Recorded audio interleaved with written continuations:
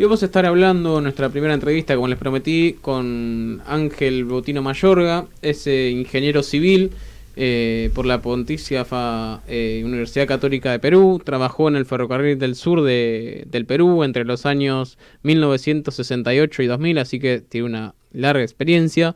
En 1981 completó en el Reino Unido el curso de entrenamiento práctico de la construcción de ferrocarriles, incluidos aspectos geotectónicos, electrificación y mantenimiento, y ejerció distintos cargos como por ejemplo director de ferrocarril, así como director de políticas y normas ferroviarias en el Ministerio de Transporte y Comunicaciones de Perú, que se desempeña hasta la fecha. Así que con esta presentación le damos la bienvenida. ¿Qué tal, Ángel? ¿Cómo le va? Muy buenos días. Buenos días con todos ustedes. Muchas gracias por la entrevista. No, muchas gracias a usted por el tiempo que se está haciendo para poder salir al aire acá en Estación Alaf. No sé si quiere comentarnos un poquito para que el oyente se ponga en clima, digamos, en la entrevista. Si podemos hacer un breve repaso de un recorrido histórico de lo que es el ferrocarril en el país vecino, ¿no?, nuestro, que es Perú. Sí, cómo no. Bueno, el ferrocarril en el Perú se comienzan a interesar en el ferrocarril en el año 1826. En esa oportunidad se firma un contrato para la construcción de un ferrocarril entre Lima y Callao. Callao es el puerto principal del Perú.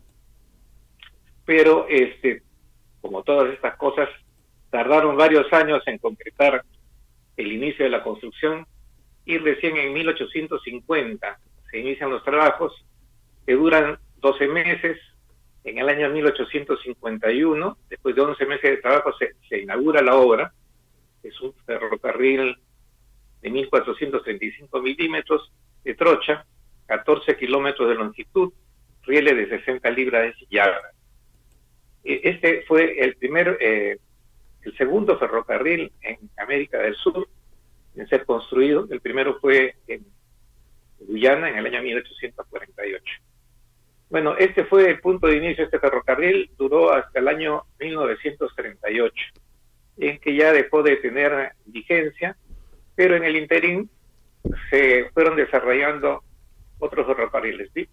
Después de esto prácticamente vino el boom de los ferrocarriles en Perú. Se inicia primero con ferrocarriles cortos dentro de la ciudad de Lima, que comunicaban el centro de la ciudad, Lima, que era en ese entonces bastante pequeña, con los balnearios. Alrededor de Lima hay, la cercanía con el Océano Pacífico, hay una serie de balnearios. Se construyeron ferrocarriles a estos balnearios, y también se comenzaron a construir ferrocarriles en la costa, principalmente muchos de carácter privado, para servir en las haciendas. Eran ferrocarriles muy cortitos, a veces con trocha de 50 o 75 milímetros, exclusivamente para recoger los productos que cosechaban y llevarlos a un lugar de acopio. Estos ferrocarriles duraron realmente poco tiempo, porque con la aparición de las carreteras y de los automotores, dejaron pues de tener vigencia, ¿no? Los camiones dominaron el mercado y estos ferrocarriles desaparecieron. Mientras tanto, las líneas que estaban dentro de la ciudad de Lima, dentro de Lima propiamente, se convirtieron con el tiempo en tranvías, y estos tranvías prestaron servicio entre 1878 y 1965. En 1965 a un alcalde se le ocurrió levantar todos los ferrocarriles y poner un sistema de buses muy, muy modernos, muy bonitos, pero que le quitó el encanto al transporte en la ciudad. Los tranvías eran una parte realmente linda y romántica, y siempre que uno ve una foto de la Lima antigua, siempre hay un tranvía presente. Después en torno a todo este boom, y muy cerca de la construcción del ferrocarril entre Lima y Callao, En 1856 se puso en funcionamiento el ferrocarril Tacna-Arica, que es el más antiguo de los ferrocarriles de Perú que se encuentra operando, y el único que presta servicio internacional, porque llega a la ciudad de Arica, que es una ciudad chilena. Es un ferrocarril muy de época, digamos. Su estación es muy linda. En ella hay un museo ferroviario en el que se han guardado cosas, se exhiben artículos muy antiguos que tienen locomotoras del siglo XIX, y es un lugar que vale la pena visitar para todo visitante de la ciudad de Tacna. Qué bien, Es en 1800. Sí. No quería interrumpir. Ah, ya, perdón. Luego viene ya el trabajo en grande, digamos. En 1870 se inició la construcción de 2 ferrocarriles de penetración que partían de los puertos marítimos del Callao, cerca de la ciudad de Lima, y de Mollendo, en Arequipa.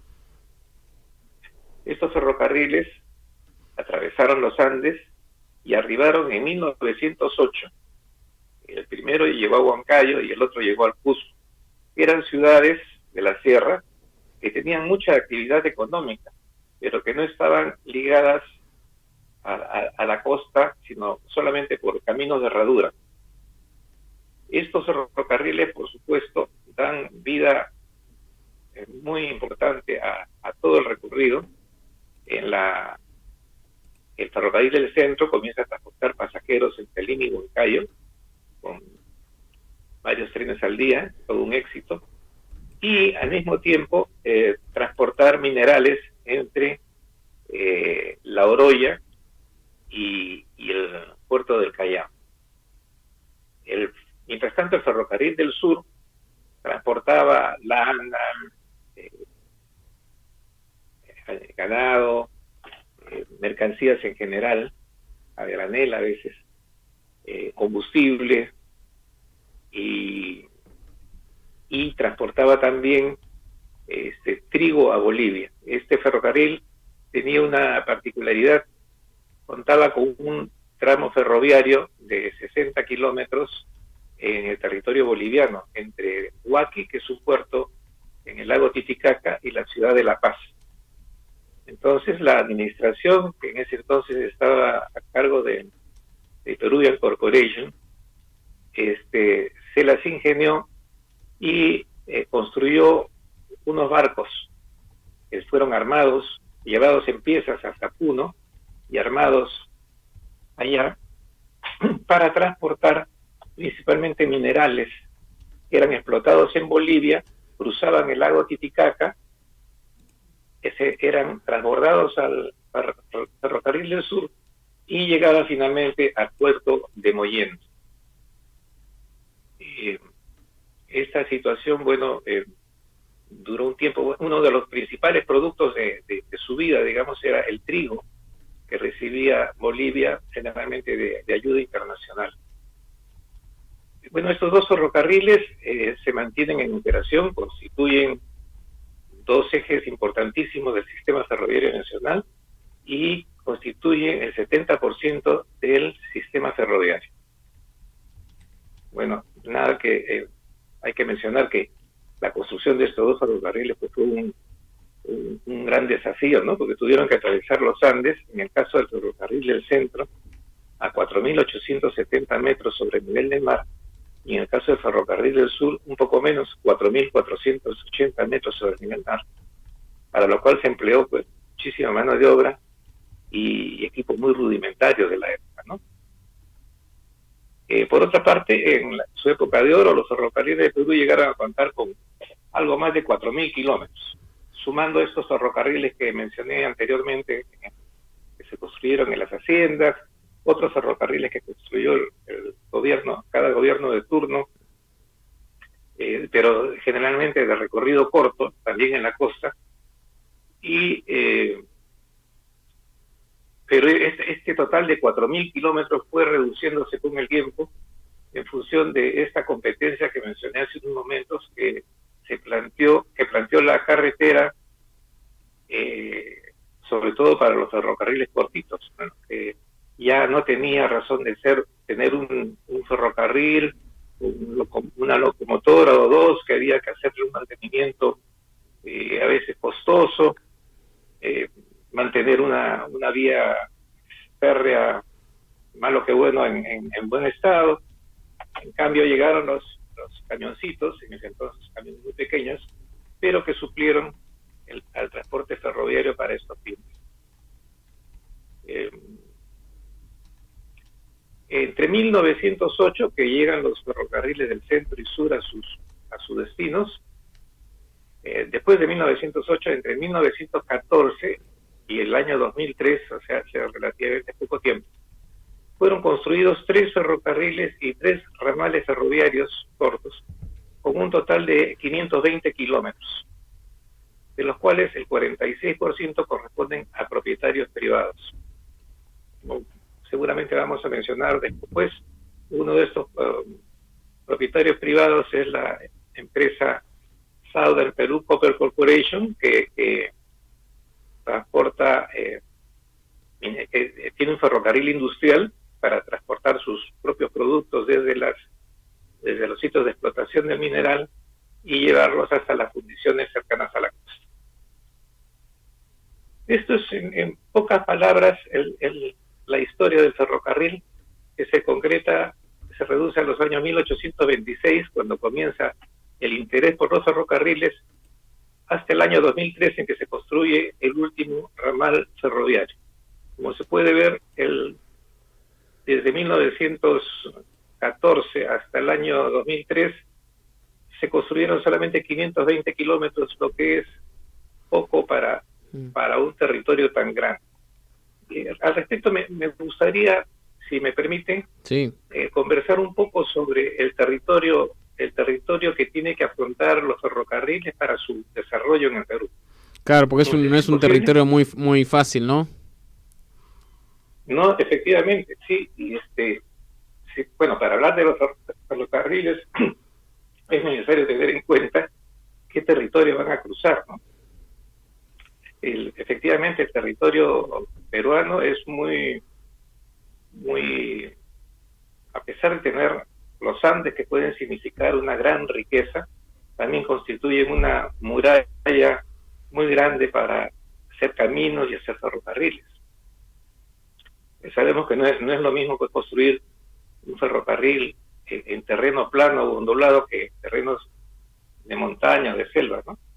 Pues aparte de las dificultades físicas, que bueno, en nuestros días pueden ser superadas con recursos tecnológicos, está el alto costo que significa construir líneas férreas en terrenos montañosos y de selva por las obras de arte que se requieren, ¿no? Túneles, puentes, viaductos. Esto encarece tremendamente la obra y por eso los ferrocarriles, cuando fueron construidos, no habían tantos recursos tecnológicos como ahora. Y los ferrocarriles se iban adaptando al terreno y terminaban siendo ferrocarriles muy sinuosos, ¿no? Para cruzar los Andes, con curvas hasta de 100 metros de radio. Entonces, lógicamente, en ese momento era un gran logro, pero a la larga esto cobró factura con el costo de operación de esos ferrocarriles por el desgaste de rieles, las gradientes que eran bastante pronunciadas. El ferrocarril del centro tiene gradientes hasta de 4.1%, que es bastante fuerte para ferrocarriles. Y los túneles, bueno, realmente eran generalmente cortos, porque como el ferrocarril se adaptaba a la topografía y a la orografía, pues los túneles tenían que ser relativamente cortos.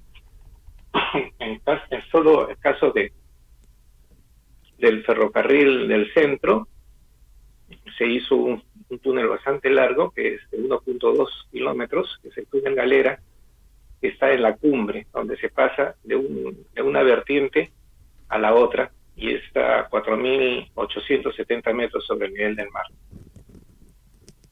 Si revisamos el mapa del Perú, podemos apreciar que el territorio peruano tiene la forma de un botín de esos que se usan actualmente, que utiliza la gente joven. Un botín que se apoya sobre la punta. Tiene una superficie continental de 1.280.000 kilómetros cuadrados y está conformado por 3 regiones naturales bien definidas que marcan el accionar del país en forma contundente, ¿no? La costa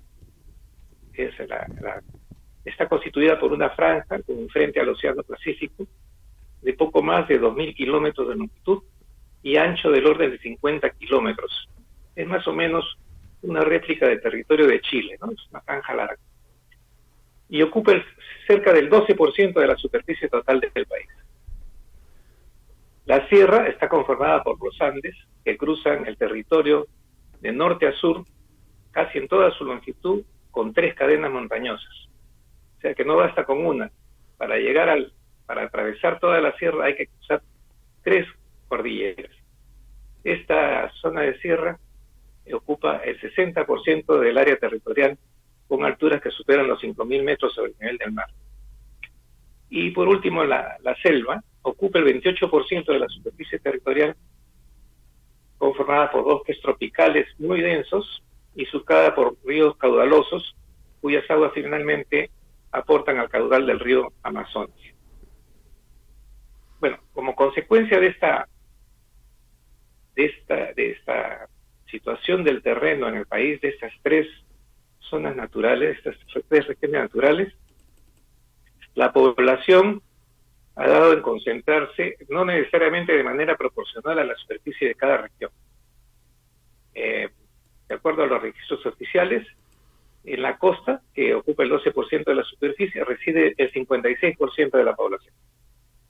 En la sierra, que ocupa el 60%, la población es el 30% del total de habitantes. Y en la selva, que tiene el 28% del territorio, la población es solo del 15%. O sea que la selva pues es puros bosques, ríos y muy de cuando en cuando una caserío y poblaciones muy muy pequeñas, excepto 2 o 3 poblaciones grandes que pueden calificarse de ciudades, todo lo demás son caseríos. Ahora, en este contexto de territorio, hay que tener en cuenta que el Perú tiene una gran riqueza minera enterrada pues en los Andes, ¿no? Ángel, la verdad estamos escuchándolo muy atentamente. Yo quería, lo estamos quedando un poco sin tiempo porque tenemos otra entrevista que hacer, y yo quería que nos comente rápidamente en 1 o 2 minutos actualmente qué proyectos ferroviarios está atravesando Perú y si tiene algún proyecto a futuro en el corto plazo, digamos. Sí, cómo no. El desarrollo ferroviario está previsto en un plan nacional que se aprobó en el 2016.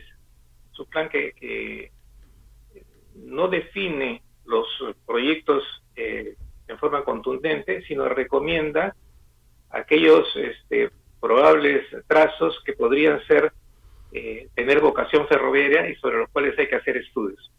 En ese marco, en este momento, el Ministerio de Transporte tiene 3 proyectos importantes.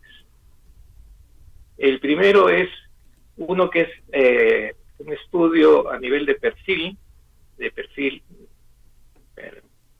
reforzado de la construcción de un túnel trasandino en la línea del ferrocarril del centro.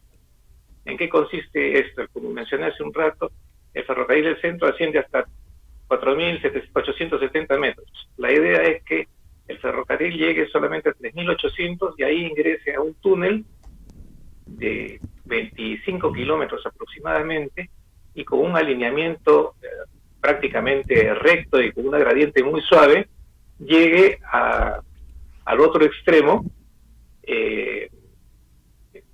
lo que permitiría tanto reducir la longitud del trazo actual en 41 kilómetros. El alineamiento recto y la gradiente uniforme permitiría que se ahorre mucho combustible, los trenes ya no es necesario que suban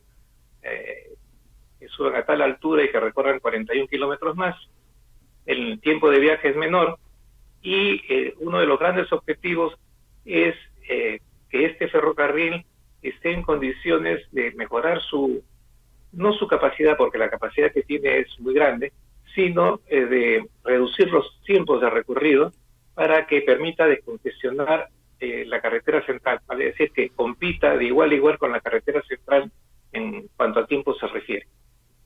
Este estudio se está actualmente en desarrollo, está siendo elaborado y estará concluido en diciembre en